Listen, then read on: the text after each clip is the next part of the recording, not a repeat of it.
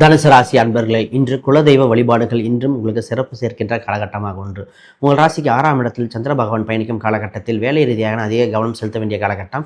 இந்த காலகட்டத்தில் வேலையில் முக்கிய முடிவுகள் எடுக்க வேண்டிய அம்சம் உண்டு.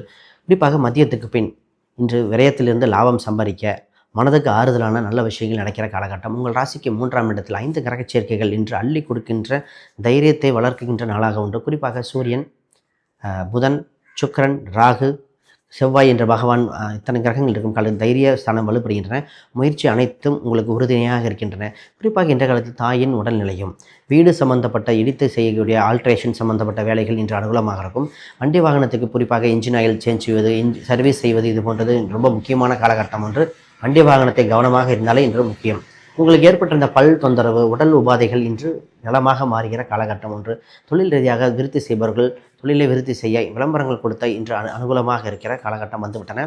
குறிப்பாக தாய் தந்தையரிடம் உங்களுக்கு இன்னும் அன்புகள் அதிகரிக்கிற காலகட்டம் வந்துவிட்டன.